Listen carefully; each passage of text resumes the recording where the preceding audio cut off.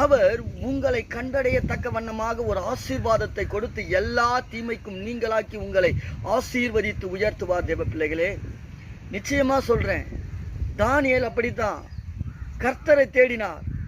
அங்கு சாட்சி சொன்னார், தானியேலின் தேவன் என்று. தேவ பிள்ளைகளே, இன்னைக்கு நீங்களும் கூட இடைவிடாம ஆராதித்து கொண்டு இருக்கிற ஆராதனை காட்டில் அதிகாலையில் எழுந்து கர்த்தரை மாத்திரம் தேடுங்க. தேவன் உங்களுடைய வாழ்க்கையில அற்புதங்களை செய்து ஆச்சரியத்தின் பாதையிலே நடத்தி எட்டினதும் எட்டாததுமான ஒரு ஆசீர்வாதமான வாழ்க்கையை கொடுத்து உயர்த்த போகிறார். நம்புகிறவங்க இனிமே நீங்க நாளையிலிருந்து என்ன பண்ண போறீங்க? காலையில எழுந்து ஒரு 3 மணிக்கெல்லாம் அப்பாவினுடைய சமூகத்தில் நீங்க முழங்கால் படிட்டு ஜெபிக்க போறீங்க. தேவன் உங்கள் ஜெபத்தை கேட்டு உங்களுக்கு பதில் கொடுத்து உங்கள் வாழ்க்கையை ஆசீர்வாதமாய் வாழ வைக்க போகிறார். ஆமென். நீங்க எதை குறிச்சும் பயப்படாதீங்க, எதை குறிச்சும் கலக்கப்படாதீங்க, எதை குறிச்சும் சோர்ந்து போகாதீங்க. நீங்கள் தேடுகிற தேவன் உங்கள் அருகிலே உங்கள்